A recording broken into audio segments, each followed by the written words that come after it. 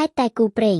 ថ្ងៃកំណើតវណ្ណដានិងឡូរីនគឺប៉ះចំតារានិករនេះចឹងតើទើបចំណងស្នេហ៍អ្នកទាំងពីរល្អដូចផ្កាជាការពិតណាស់ក្រៅពីការងារសិល្បៈក្រឡេកទៅមើលជីវិតឯកជនពោលគឺជីវិតគូរបស់វណ្ណដាវិញក៏ត្រូវបានអ្នកគាំទ្រចាប់ក្រសែភ្នែកមើលរាល់គ្រប់សកម្មភាពរបស់លោកនិងមិត្តស្រីគឺកញ្ញាឡូរីនផងដែរកន្លងមកមហាជនភាគច្រើនច្បាស់ជាបានជ្រាបហើយពីទំនាក់ទំនងស្នេហារបស់លោកវណ្ណដានិងកញ្ញាឡូរីនបើគិតមកដល់ពេលនេះអ្នកទាំងពីរបើកចំហស្នេហាជាសាធារណៈប្រមាណ7-2ឆ្នាំហើយក្នុងនោះជីវិតគូរបស់លោកវណ្ណដានិងមិត្តស្រីឯណោះវិញក៏មានមហាជនជាច្រើនលួច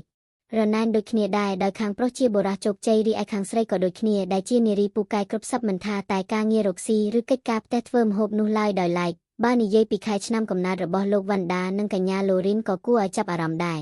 បើនិយាយពីជំនឿជើងលេខគូជីវិតទៅតាមតារានិករឯណោះវិញដោយអ្នកទាំងពីរគឺពិតជាគូស្នេហ៍ល្អឥតខ្ចោះមែនក្នុងនោះលោកវណ្ណដាកើតនៅថ្ងៃទី22ខែមករាដែលជាតារានិករ